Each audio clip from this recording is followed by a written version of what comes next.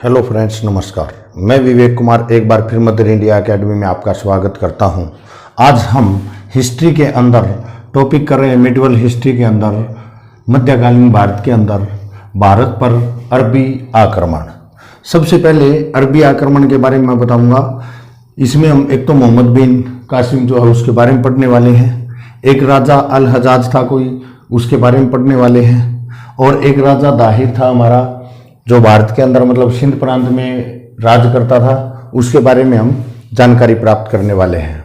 सबसे पहले मैं बता देता हूं कि शुरुआती दौर में अरब के साथ भारत के जो संबंध है वो बहुत ही अच्छे होते थे और ये आपस में क्या करते थे, व्यापार करते थे भाई।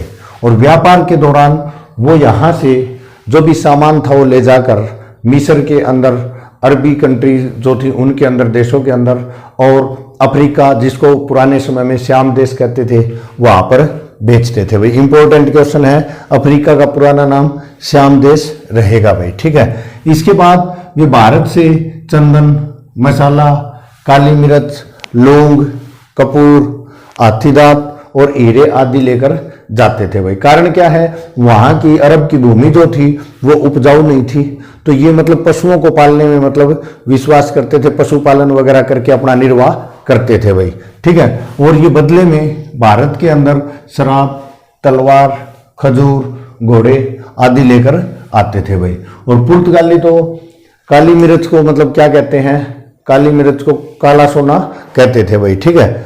इसके बाद में बात करता हूं कि इनका जो खलीफा थे वे राजनीतिक जो भी मतलब कार्यक्रम था उसमें हस्तक्षेप करना शुरू कर दिया था। उन्होंने बोल दिया था कि भाई अदर कंट्रीज में जाइए और आप इस्लाम धर्म का प्रचार व प्रसार कीजिए तथा वहां से धन लूट कर लाइए भाई, ठीक है। तो इस प्रकार की जैसी एक्टिविटी होनी स्टार्ट होती है तो भारत के अरब कंट्रीज के साथ जो रिलेशन थे वो क्या हो जाते हैं, खराब होने शुरू हो जाते हैं भाई, ठीक है।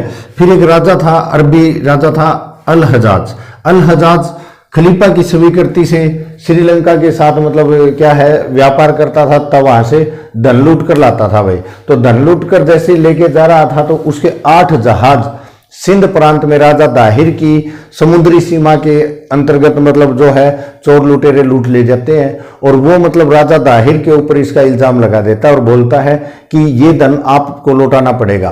तो इसके लिए राजा दाहिर क्या है, मना कर देता है और ये फिर असफल आक्रमण करता है राजा दाहिर पर, और राजा दाहिर क्या है इस आक्रमण में जीत जाता है भाई, ठीक है। तो जीतने के बाद फिर क्या होता है, इसके बाद इसका एक मतलब क्या था, इसका भतीजा था भाई, क्या था, इसका भतीजा था। और इसका भतीजा जो है वो मतलब क्या करेगा, इसकी पुत्री से शादी करके इसका दामाद भी हो जाता है। 17 वर्ष की आयु में भारत पर आक्रमण करेगा। इससे पहले इसने 2 बार आक्रमण मतलब किए, किसने, अल हजाज ने राजा दाहिर पर कह लो, या अरबी आक्रमण मतलब आक्रमण असफल अरबी आक्रमण भारत पर 2 बार हुए, दोनों बार असफल होते हैं भाई, ठीक है। इसके बाद मोहम्मद बिन कासिम अल हजाज का भतीजा और दामाद था, जिसका पूरा नाम अलाउद्दीन मोहम्मद बिन कासिम था भाई, ठीक है। 17 वर्ष की आयु में भारत पर 711 में मतलब सबसे पहले आक्रमण करता है, ठीक है। और 711 में सिंध और मुल्तान पर आक्रमण करता है। इसके बाद इससे पहले मतलब 636-37 में जो असफल आक्रमण थे वो भी भारत पर हुए थे, मैंने आपको इसका जिक्र किया है। फिर हजरत उमर उस समय पर मतलब क्या है, खलीफा होता था भाई।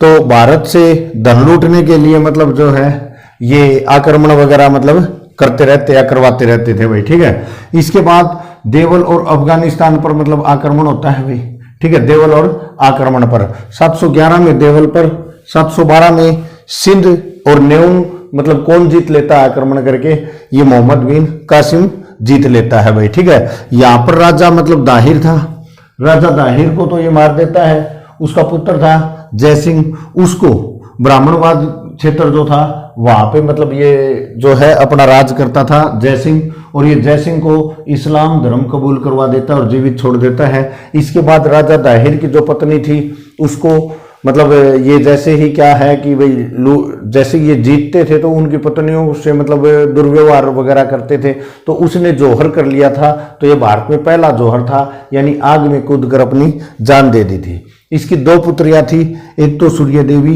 एक परमल देवी।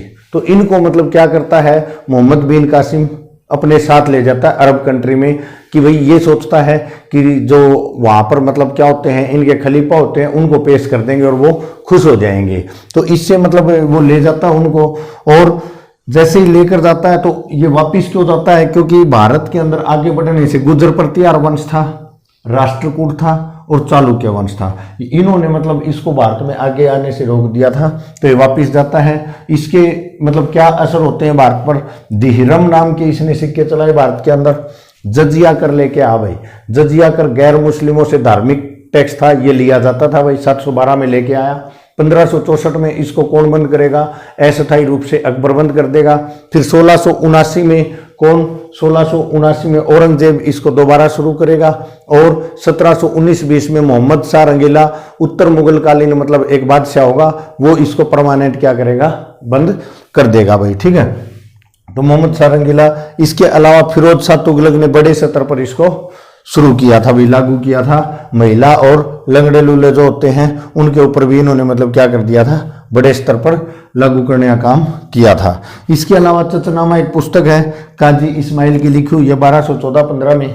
तो इस पुस्तक के अंदर वर्णन मिलता है कि जो वापिस जब ये मतलब आक्रमण करने भारत पर आता, उस समय खलीफा था अल बिदाद, अल बदीद वगैरह था। अल बदीद की मतलब क्या है, ये वापस जाता है, उस समय तक मृत्यु हो जाती है, नया खलीफा सुलेमान बन जाता है, ठीक है। तो ये सुलेमान के पास किन को भेज देता है भाई, सूर्य देवी और परमल देवी को भेज देता है, और सूर्य देवी और परमल देवी कहते हैं कि इसने हमारा मतलब जैसे भोग कर लिया है। तो इसके बाद मतलब सुलेमान को गुस्सा आता है और उसने बोल दिया कि आप मोहम्मद बिन कासिम को जंजीरों से पीटते हुए लेकर आइए मेरे पास, और जब तक उसकी मतलब पूरी चमड़ी ना उतर जाए तब तक उसको मारते हुए लाइए। तो उसको जैसे ही लेके जाते हैं तो रास्ते में उसकी मोहम्मद बिन कासिम की क्या हो जाती है, मृत्यु हो जाती है। इसके बाद जैसे ही उसको सच्चाई का पता लगता है कि सूर्य देवी और परमल देवी झूठ बोल रहे हैं, तो इनको जिंदा जला दिया जाता है भाई, ठीक है। ये इस प्रकार से भारत पर ये अरब आक्रमण था। इसके बाद हम आगे करेंगे, जैसे आगे का जो टॉपिक रहेगा वो नेक्स्ट क्लास के अंदर हम जैसे मोहम्मद गजनी वगैरह है उसके बारे में पढ़ेंगे। आज के लिए इतना ही रहेगा स्टूडेंट्स। Thank you. जय हिंद, जय भारत।